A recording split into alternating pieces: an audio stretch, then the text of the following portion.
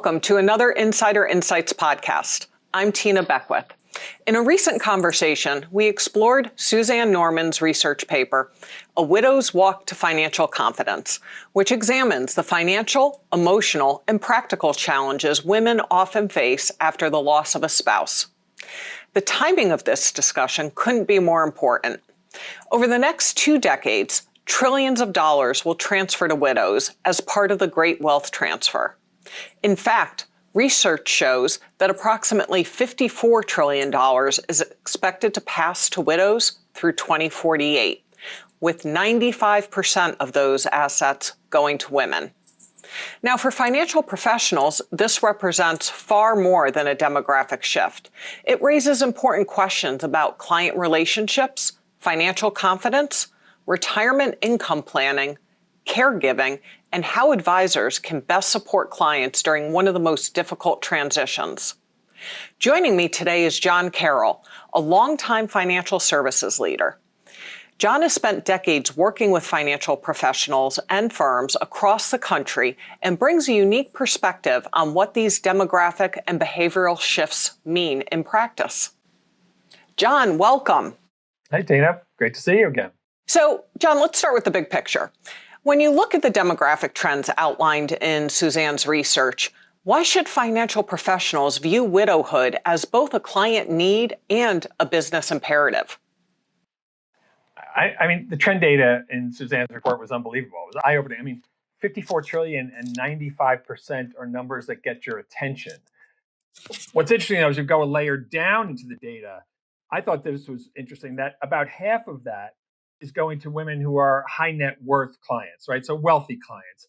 But also the stats show that over 15% of widows live in poverty. Now, not saying that's a market for advisors, but it shows the broad spectrum of the scenarios here. You have a lot of it going to very wealthy people, but almost as much going from them all the way down.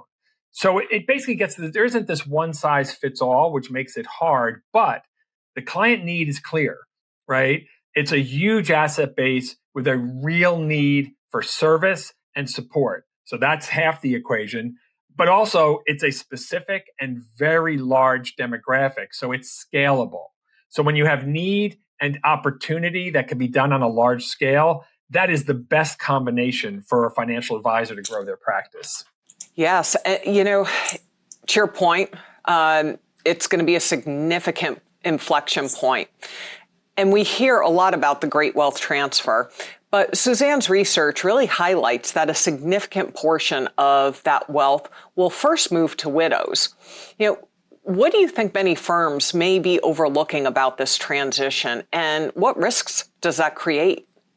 I think it's a huge risk, but I don't know if firms are overlooking this, certainly not in the way that they used to, right? This is a shift that has happened. These firms are smart. The people in them are smart. They see these trends coming, but it's hard to turn battleships sometimes, right?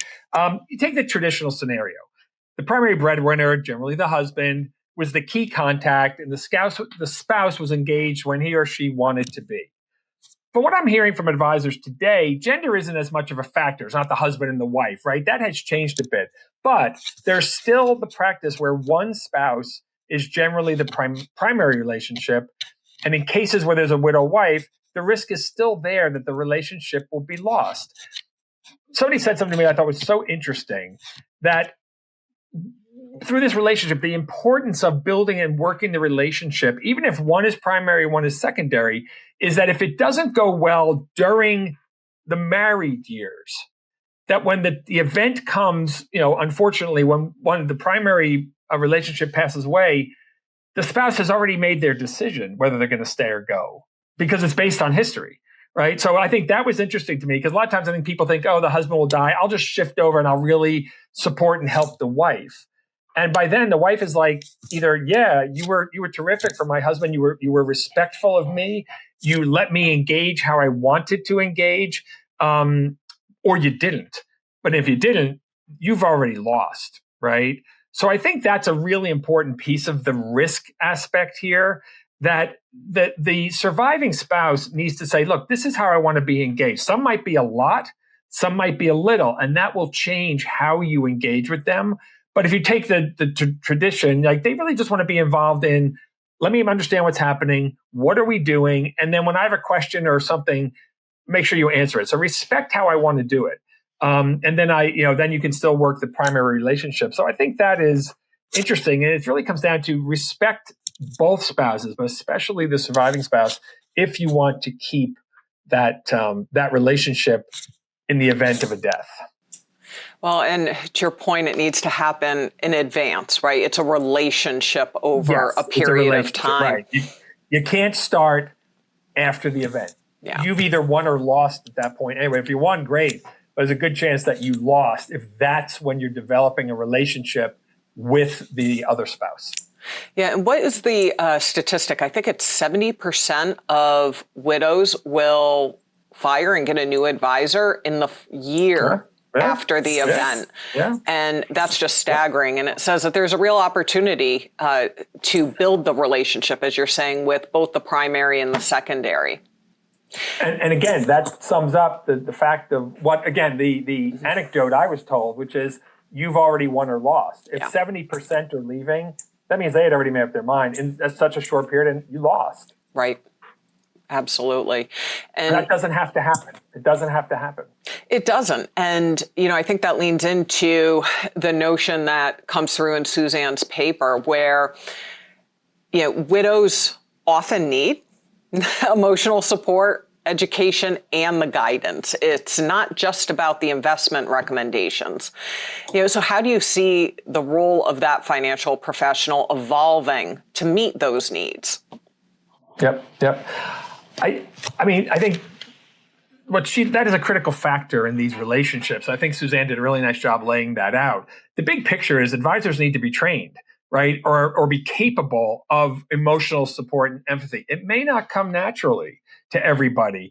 But again, advisors have been evolving for decades, right? What used to be stockbrokers way back in the day, then they were just brokers and financial advisors. Well, now they're full-fledged financial planners in many cases, right? So, and frankly, the research shows that as you move along this spectrum, women might be better than men are at this role because as you move through that, it does become more about the relationship and understanding not just the numbers and the charts, but the needs and the desires and the concerns of their clients, whether it's male or female, doesn't matter, right? So I think that's a big one. And again, women might be a little better. Research has shown that. So what you've seen too, that with the great, they call the great wealth transfer, right? Suzanne talks about it. That is seen as a real catalyst for the tremendous growth in female-led advisory firms. Now, again, women still only represent about 25 or 30% of advisors, but the growth rate has been tremendous. And a lot of it, go back to your stat, women leave, they look for somebody else who not only can they relate to, but who does have empathy perhaps, or who has understanding, or who makes it something that's a little bit simpler. And I think the key here for any advisor is you've got to move down the path to a holistic relationship. It's not just about investments anymore, right? You've got to be talking about the family. What do they want to do with their money? What is their income planning and retirement, right? And ultimately, estate planning. So all of that goes into it. That is far, far more than stocks, bonds, cash, asset allocation that it was, a generation ago. Yeah, and what you're describing, I think, gets to the notion of trust in the relationship. Yes, and that's important all the time. So maybe delivered a bit differently when the women who are widowed are really in a vulnerable position at that point in their lives. Yep. Yeah, absolutely. And there's so much that goes into it. I'm sorry, go ahead. No, I was going to ask you, because so many women may have been in that secondary role and find themselves having to make financial decisions independently for the first time in their lives. What are some of the steps that advisors can take to help those clients kind of build the confidence they face even early on? Yeah, I think that's the key statement, that it may be their first time. Think about that. You've had this devastating loss, and now you're thrown into, you have to make 100 decisions, right? About things that you may never have either understood or had any interest in, frankly, right? They may not have been involved. So I think, that, as I said before, the degree to which they were involved will clearly determine, kind of what steps are necessary to get there. But it also makes it clear that there is no single approach. You can't have a cookie cutter with this, right? You have to think about, who am I talking to? What is her situation? And where are we in our relationship? And that's completely different, right? So I think it's a couple of things. You touched on what I think the most important one is: you've got to build trust early, right? Think like a fiduciary. Make her feel that it is all about her and not about you. Being the trusted advisor is the key to the whole relationship. Show empathy, right? Again, different people do that different ways. I think it's, don't overwhelm with questions and technical information. Nobody cares, right, about that. And you've really got to understand and get a feel for it. And one of the biggest problems, or not problem, challenges that a widow will have is there's a lot of, you're dealing with grief. You've got a lot of things coming at you. And there's a feeling that sometimes you just need to make quick decisions to get rid of them. That is a terrible plan, right? So one of the things that a trusted advisor can do, and I saw this, I thought it was an interesting phrasing. It's like, it's now, soon, or later decision making, right? And basically helping them understand, these are the key things you've got to do right away. And they might be legal things or account naming, whatever. But these are what you have to worry about. Don't worry about the rest of it. We'll get there. That alone, in my opinion, is like, okay, I can step back. You're helping me take a jumbled ball and kind of straighten it out for me. That just seems to me something incredibly important if you were in that scenario. Simplify your language. We are a business of complexity, and our language reflects that. You have to step back and think about, okay, this might be someone who does not know what you're talking about, right? So try to keep it simple. Make it as easy as you can. It's not always simple. It can't always be simple, but you got to be thinking about normal words, normal speak. Stopping to say, are you with me? Are you with me? Right? Sounds obvious, but it's not to everybody, especially people who are more quant oriented, right? More numbers and portfolio and stats. This is very different for them, right? So this is not the time to be thinking of making portfolio changes or looking for business opportunities. That time will come, but right now it is about trust.